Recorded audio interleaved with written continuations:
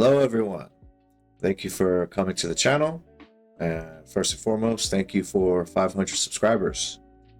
I didn't think when I started this channel I would get this far, but what I like to do is kind of just go over a little bit about who I am and kind of why I started this channel. So as the channel name implies, this is the F.L.S technician channel, F.L.S standing for Fire Life Safety. And all the videos, all the content is primarily with fire life safety systems as it pertains to commercial real estate properties.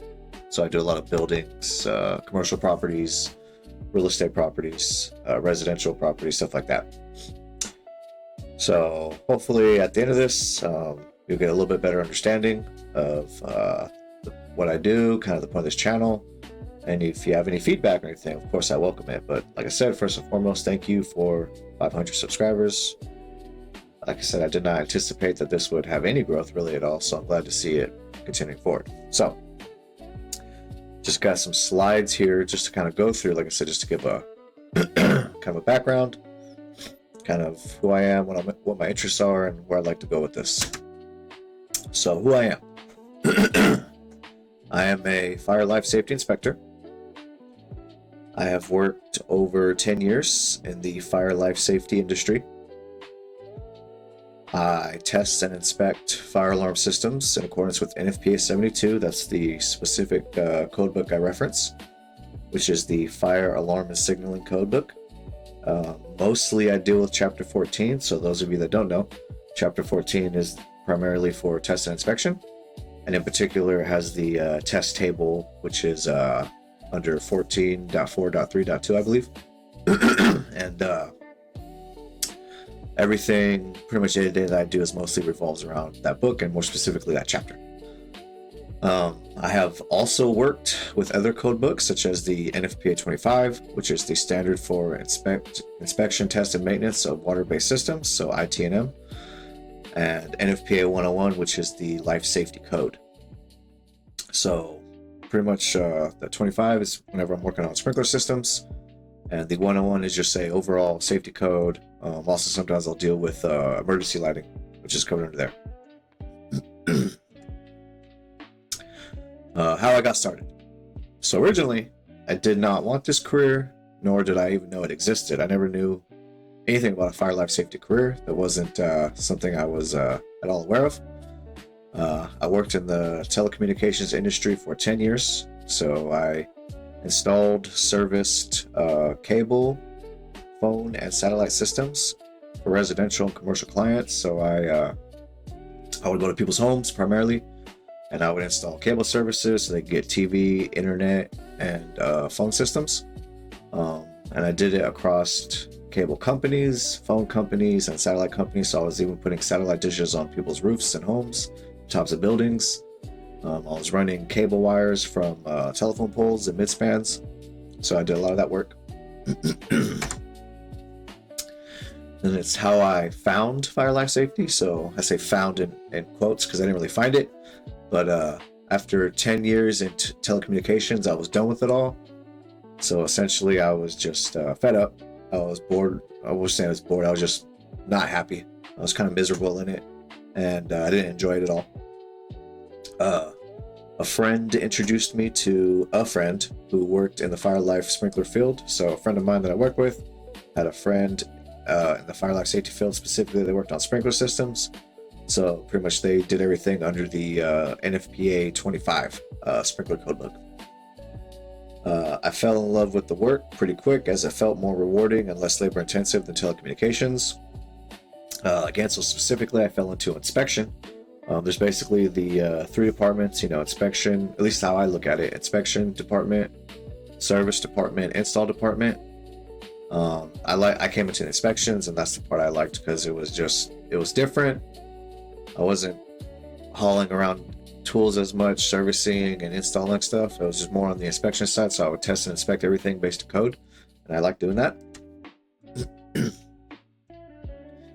The systems I inspect and test. So again, I test under primarily the NFPA 72, which is the Fire Alarm Signaling Code. So I work on several types of alarm systems, such as Honeywell systems, which have a bunch of systems, but there's Firelight, Notifier, Silent Night, and Gamwell FCI panels. Edwards, which has the EST, and there's multiple versions of 2, 3, 4. The Quick Start, the IO, as well as the Kidda series panels. Siemens panels, the Firefinder, Desigo, and Cerberus panels. Simplex, the 4010, 4100. I don't deal a whole lot with Simplex, but I do come across them sometimes. And then Potter, I've only came across like 2, and they were both like the IPA 4000. And I actually have some videos coming up for that. I would say primarily I come across a lot of Honeywell systems, so the Firelight, Notifier, Silent Night, Gamwell, all those. Edwards systems, and if I had to choose a third, some Siemens systems, but not too much. But pretty much any panel you put me in front of, I could work on that system. Like I said, I have over 10 years in the industry, so I've just come across lots and lots of panels. What are my goals? So I want to, for this channel, create an online library for fire life safety content. I will primarily focus on inspect and test as many different systems as I can. So every video you see is me doing or conducting an inspection or a test of a certain type of system in a fire alarm system, and that's my main goal. So not so much on the service side and not so much on the install side. Again, I follow, as an inspector, I follow mostly on inspection and testing, so that's where my focus is at.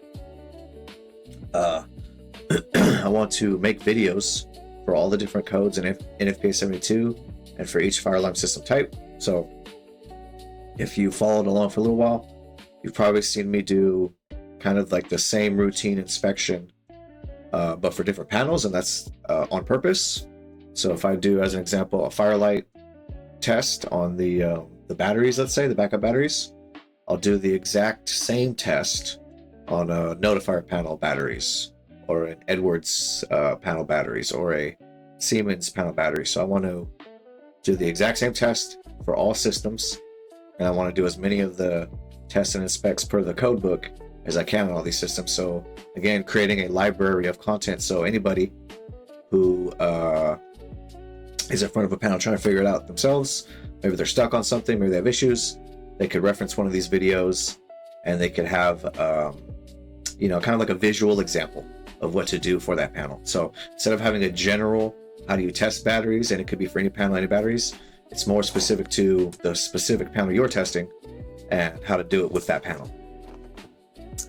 And then of course, educate people on how to interface with fire life safety systems.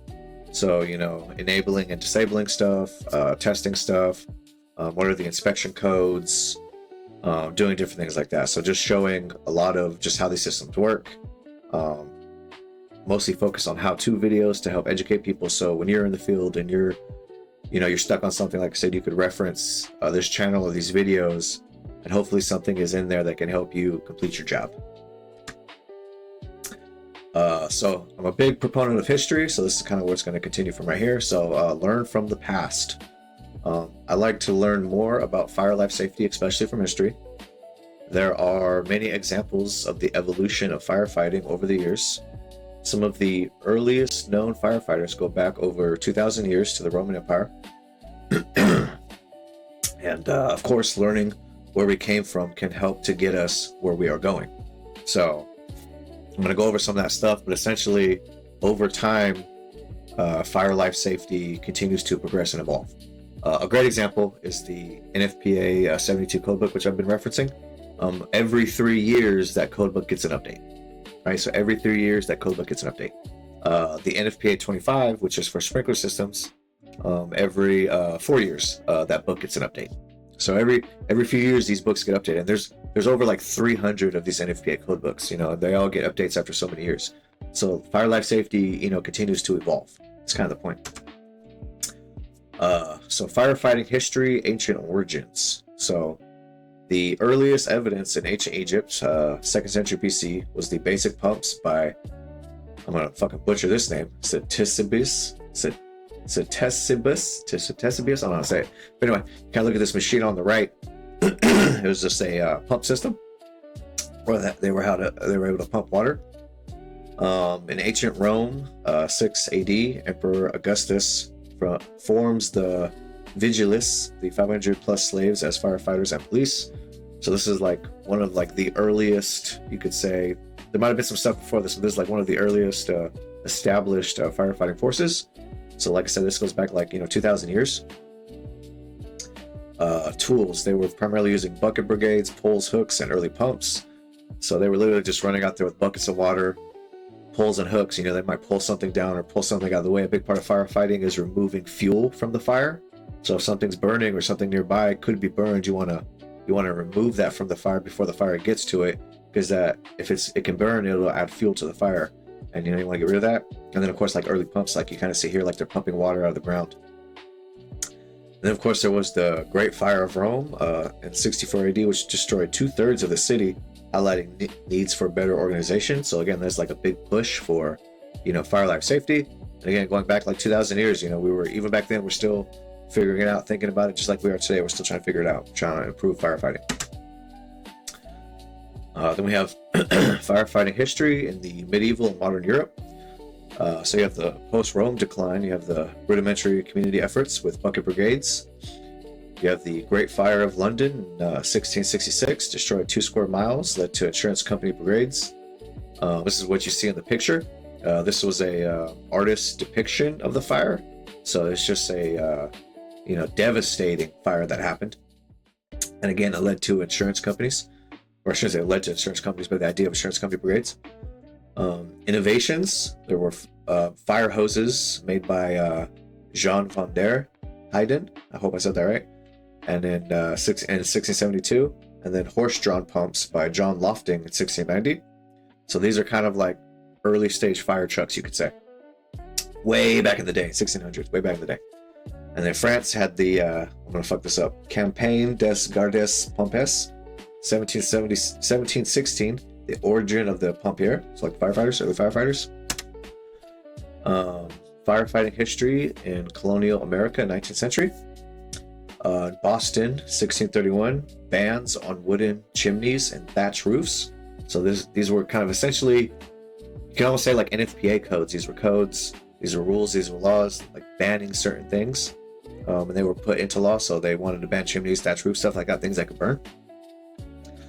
Benjamin Franklin, the OG, founds Union Fire Company, 1736, first volunteer department. So it's like an artist depiction of Benjamin Franklin with the hat on right here. The professionalization of Edinburgh's Municipal Brigade in 1824, Cincinnati's paid department with steam engines in 1853. So we're again continuing to modernize firefighting. They have Molly Williams, first known female firefighter in 1818, and I'm sure there's female firefighters way before that, but this is like the more modern known one. So women out there, if you're watching, we got over 200 years of female firefighters. Firefighting history, century to modern era. So shift to government oversight, mix of career/volunteer models. So, I'm sure everyone's seen a fire department, drove by one or seen a fire truck just like you see in this picture. It's just modern day. We have your tax money essentially funding firefighters, as well as we have volunteer firefighters. Advancements in electric pumps, self-propelled vehicles, and protective gear, the SCBA helmets. So electric pumps, I come across those in buildings a lot, but also on these fire trucks, they're just essentially giant pumps with a toolbox attached. Today we have drones, infrared cameras. Most fire calls are medical, 64% in the US as of 2015. So drones and infrared, I'm definitely interested in more the advanced style of drones and technology, because we could use that in wildland firefighting, where we get a broad scope of terrain, and we could track fire movement, wind movement, the infrared, you can find hot spots, things like that. It's more technologically advanced. And then in the future, something I've kind of been curious about, people using sound waves to remove oxygen from fire. So if you think of the fire triangle, essentially you have 3 ways to kill a fire. Essentially, you can either remove the oxygen from the fire, you can remove the heat from the fire, or you can remove the fuel from the fire. and removing oxygen is always like the difficult one. But there's like these university students a while back made like a little sound wave machine where it uses low sound waves, I think between like 30 to 60 hertz, and they can displace the oxygen in the fire, which puts out the fire. So it's kind of interesting. That's kind of just like overall history and where we're going. So firefighting is always continually advancing. It's never going to stop, right? And then we get to modern buildings, and this is where I fall into the picture. Today's modern buildings have built-in fire life safety systems, including detection systems, notification systems, suppression systems, and remote monitoring. Fire life safety systems has advanced to the point where buildings can mostly, and I put that in parentheses, mostly protect themselves. And I say mostly because you look at a lot of older buildings, more likely to burn down because they don't have sprinklers, they don't have detection systems, they don't have warning systems, they don't have remote monitoring, anything like that. So if no one's around to call the fire department, if no one's around to notify anyone, that building's going to burn. Or a lot of the modern systems, which you see in my videos, you'll see I go over, different stuff. And I can show you, where's my page at? So I have my page here. This is a lot I'm talking about, like these building systems. So I got like testing pull stations and smoke detectors, testing batteries, disable points, doing AC breaker tests. So, in the event of a fire or something, you lose a power outage, your system's still got to run. It's got to run on backup power. You got to test all these things. Test your phone lines to make sure that the systems dial out. So if there is a fire, it calls out to dispatch immediately to let them know that there's a fire. Going through just, doing ground fault testing and voltage testing, stuff like that. So all of this is just, modern day firefighting. And this is a big part of what my channel is about. Like I said, I want to put as much content as I can out there for as many systems as I can about how to test and inspect these systems. I want to, again, create a library, essentially just an online library of just videos where you can reference anytime. This is something I've always wanted for myself too. So even though I'm doing this and it is helping people, I get great comments from people and I appreciate you all for that. But like, I selfishly do this for myself because this is something I've always wanted for myself. Someone to just make a bunch of content of like how-to videos to test, inspect these systems so I could figure stuff out when I'm in the field. Okay, volunteer work. So this is something more recent.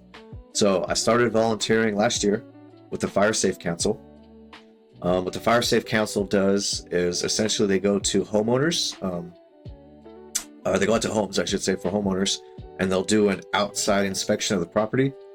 Typically what they focus on is just the fuel, basically anything that could burn outside of someone's property, and just kind of helping to educate the homeowner, like, create spacing between your home and a lot of this fuel, a lot of this brush, a lot of this combustible materials. A big push is what's called like the immediate zone outside of a home. So that's between the outside wall of the home and 5 feet. So within that 5 feet space, you really want to keep it just dead space, almost to the point where it's either dirt, rock or concrete or brick or something like that, where just nothing's going to burn, because embers can shower homes near a fire. Just because you see the big fire, the big wall of fire, doesn't mean your home's going to burn. But embers will shoot out from the fire. They can shoot out a mile or more and land all over the place, including people's homes. So you just want to create space. You want to create space. So why do I do this, right?